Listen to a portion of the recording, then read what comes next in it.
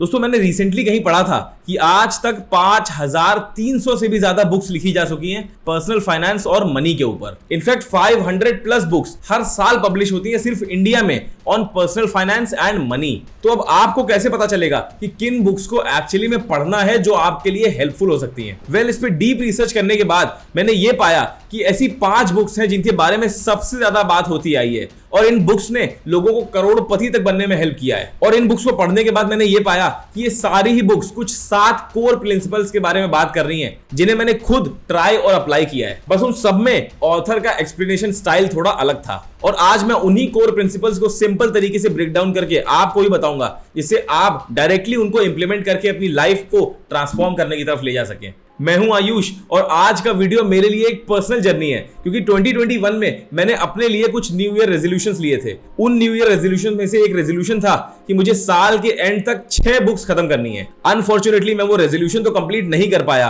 But now after a few years I feel like उस resolution में fail होके भी मैं उसी की वजह से जीत गया था। बाय द वे, मैं मनी, इन्वेस्टिंग और रिच माइंडसेट के बारे में वीडियोस इस चैनल पे हर वीक लेके आते रहता हूं और इस चैनल से मेरा मिशन है कि मैं अपने साथ साथ 1 लाख लोगों को फाइनेंशियली एजुकेट करके उन्हें अपनी लाइफ के फर्स्ट करोड़ तक पहुंचने में हेल्प कर पाऊं। तो मैंने अपने वो 6 बुक्स के रेजोल्यूशन में से 5 बुक्स खत्म कर दी थी, बट एक बुक ना खत्म करने की वजह से मैं वो रेजोल्यूशन तो मिस कर गया। और ये है वो सारी books: psychology of money, rich dad poor dad, the richest man in Babylon, the cash flow quadrant and the millionaire booklet. In books ने लिटरली मेरे माइंडसेट में वो शिफ्ट लाया है जो शायद कोई और तरीका नहीं था लाने का। तो चलो देखते हैं। लेसन 1, पे योरसेल्फ फर्स्ट। ये प्रॉब्ली सबसे इंपॉर्टेंट लेसन है और ये लेसन इतना पावरफुल है कि हर जनरेशन के लोग इसको रीडिस्कवर करते गए हैं। सबसे पहले 1920s में बेबीलोन की स्टोरी में भी यही प्रिंसिपल था। देन 1990s में रिच डैड पुअर डैड में भी इसी प्रिंसिपल को कवर किया गया है और फिर अभी recently the psychology of money book में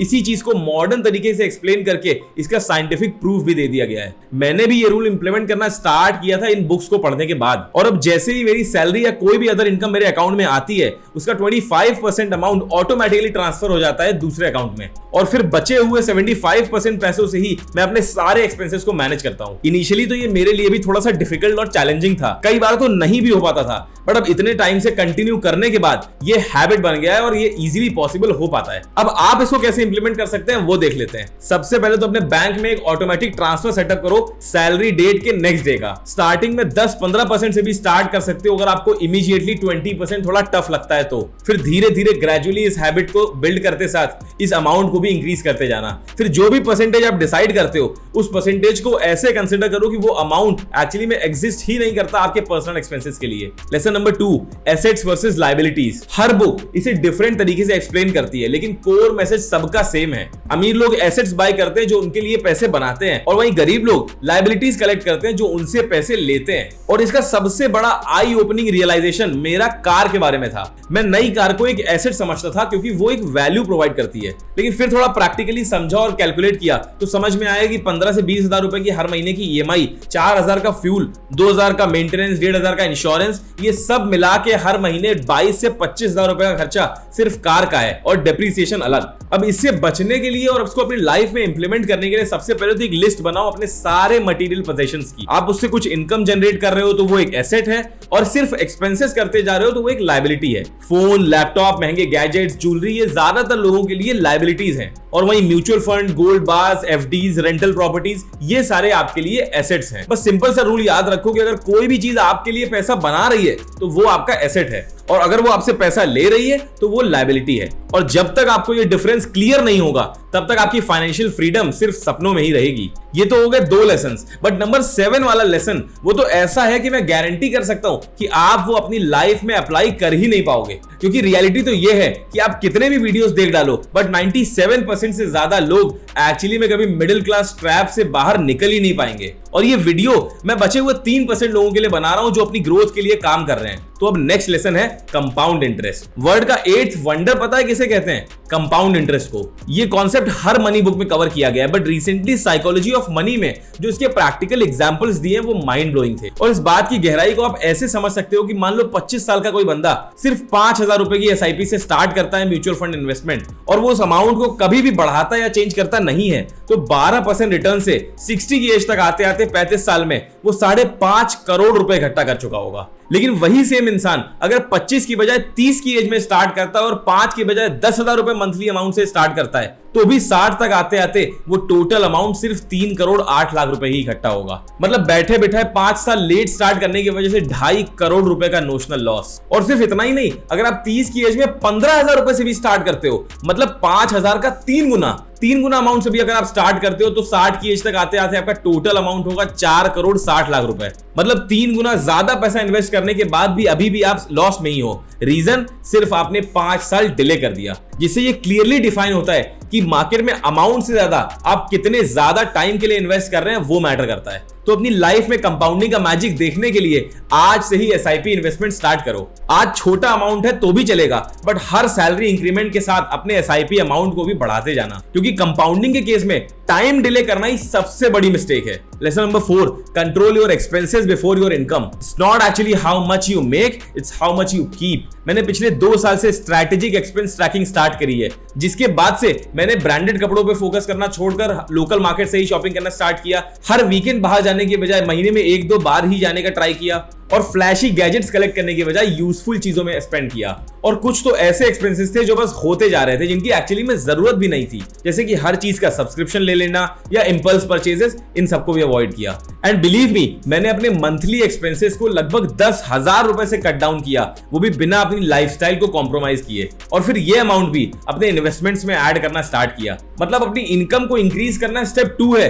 सबसे पहले अपने अननेसेसरी एक्सपेंसेस को कट डाउन करना सबसे पहला काम है। Lesson number 5, run fast to create multiple income sources. Rich dad तो एक्सप्लिसिटली बोलते हैं mind your own business. Think and grow rich को उसके दूसरे वर्ड में मास्टरमाइंड ग्रुप्स और मल्टीपल वैल्यू क्रिएशन के रूप में डिस्कस किया गया है। और कैश फ्लो क्वाड्रेंट तो पूरी बुक ही डिफरेंट इनकम सोर्सेस पे बेस्ड है। मतलब फिर से घुमा फिरा के सबका एक ही मैसेज है कि कभी भी अपने एक इनकम पर ही डिपेंड मत रहो, क्योंकि economic downturns, job loss, industry change, ये सब कभी भी कुछ भी हो सकता है जो आपके हाथ में नहीं है। तो कुछ नई साइड इनकम स्टार्ट करने के लिए अपने एग्जिस्टिंग स्किल्स को मोनेटाइज करो, या अगर आपको लगता है कि कोई ऐसी स्किल नहीं है जिसे मोनेटाइज कर सकते हैं तो अपनी स्किल बिल्डिंग पे काम करो। ऐसी कुछ स्किल सीखो या बिल्ड करो जिनको आप एक्चुअली में आगे चलकर वैल्यू क्रिएट कर पाओ और मोनेटाइज कर पाओ। और फिर बस किसी भी फ्रीलांस प्लेटफॉर्म पे जाके स्टार्ट करो, या लोकल ट्यूटरिंग से स्टार्ट करो, या कंसल्टेशन प्रोवाइड करो। कमी ऑप्शंस की नहीं, एग्जीक्यूशन की है। आपको बिग बॉस और रोडीज के एपिसोड्स देखने हैं या डेली के वही कुछ घंटे अपनी ग्रोथ में लगाने हैं, चॉइस इज योर्स।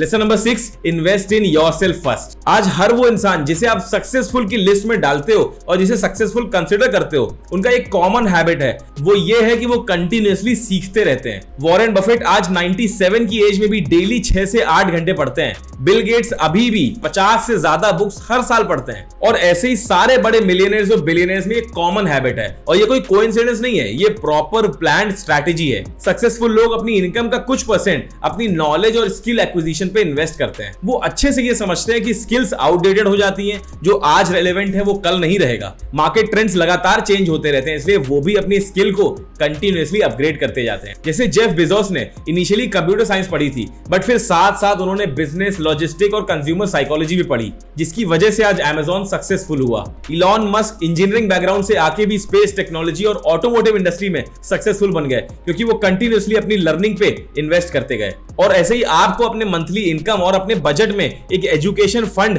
एलोकेट करना होगा, जिसमें कि 500 से 1000 रुपए जो भी आपके लिए कंफर्टेबल हो, वो आप हर महीने अपने एजुकेशन, अपने स्किल ग्रोथ के लिए इन्वेस्ट करोगे। फिर वो चाहे कोई बुक हो या कोई ऑनलाइन कोर्स या सेमिनार या ऐसा कुछ भी। वैसे तो आज के टाइम पे यूट्यूब वीडियोस, पॉडकास्ट, वेबिनार्स, बहुत सारे ऐसे फ्री मीडियम हैं जो कि आपके लिए सफिशिएंट हैं, but still I would recommend कि आप एडिशनली अपने मंथली बजट में से एक एजुकेशन फंड एलोकेट करके कुछ अमाउंट रेगुलरली अपनी स्किल अपग्रेड पे भी इन्वेस्ट करिए। और इंपॉर्टेंट ये है कि आप अपनी लर्निंग को हैबिट बनाओ, एक्सपेंस नहीं, क्योंकि नॉलेज भी रियल लाइफ में कंपाउंड इंटरेस्ट की तरह ग्रो होती है। And last but not the least, delay gratification for long term gains. Delayed gratification वो कॉन्सेप्ट है जिसमें आप इमीडिएट प्लेजर्स को सैक्रिफाइस करके लॉन्ग टर्म बेनिफिट्स और ग्रोथ को चूज करते हैं। ये प्रॉब्ली वेल्थ बिल्डिंग की सबसे डिफिकल्ट स्किल है, क्योंकि ह्यूमन साइकोलॉजी ही एक्चुअली में इंस्टेंट रिवॉर्ड्स को प्रेफर करती है, लेकिन इसे आपको कॉन्शियसली और कंटिन्यूअसली प्रैक्टिस करना पड़ेगा। डिलेड ग्रेटिफिकेशन वैसे तो सुनने में थोड़ा भारी शब्द लग सकता है,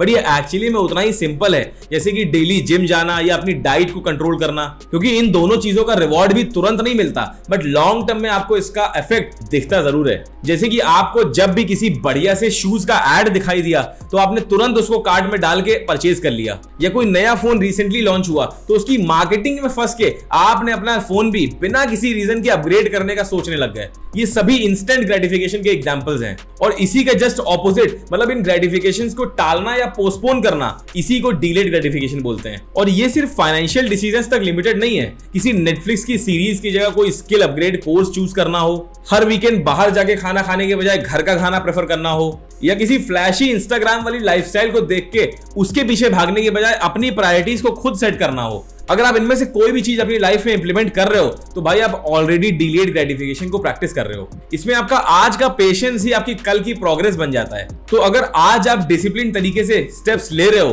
तो मतलब आप अपने फ्यूचर को रेस्पेक्ट कर रहे हो। और दोस्तों ये थे वो 7 यूनिवर्सल लेसन्स जो ऑलमोस्ट हर मनी बुक कवर करती है। अब ये सब सुनने में तो बहुत सिंपल से लगते हैं, बट इनको इंप्लीमेंट करते टाइम ज्यादातर लोगों से मिस्टेक्स हो जाती हैं। आपको डेली छोटे स्टेप्स और छोटे एक्शन से स्टार्ट करना है और धीरे धीरे ग्रेजुअली इसको बढ़ाते जाना है। आप छोटे छोटे गोल्स या टारगेट से स्टार्ट करके फिर इसको धीरे धीरे पुश करते जाओ। फिर चाहे वो SIP, investing in mutual funds हो, या बिग बॉस जैसे शो के फालतू एपिसोड्स को इग्नोर करके किसी वैल्यूएबल पॉडकास्ट में अपना टाइम इन्वेस्ट करना हो। लेकिन आपको ये बात समझनी होगी कि वेल्थ बिल्डिंग कोई रॉकेट साइंस नहीं है, बट कुछ फंडामेंटल प्रिंसिपल्स हैं जिसे आपने अपने माइंड में फिट कर लिया और उनको इंप्लीमेंट करना स्टार्ट कर दिया तो शायद आप भी आगे चल के अपनी फैमिली के फर्स्ट करोड़पति बन पाओगे। और इस चैनल के साथ यही मेरा गोल है कि मैं अपने साथ साथ 1 लाख लोगों को फाइनेंशियली एजुकेट करके अपनी लाइफ के फर्स्ट करोड़ तक पहुंचने में हेल्प कर पाऊं। तो अगर आपको ये वीडियो थोड़ी भी हेल्पफुल लगी हो तो लाइक करना मत भूलना और चैनल को सब्सक्राइब कर लेना, क्योंकि मैं हर वीक मनी और इन्वेस्टिंग से रिलेटेड वीडियोस इस चैनल पे लेके आते रहता हूं। And remember,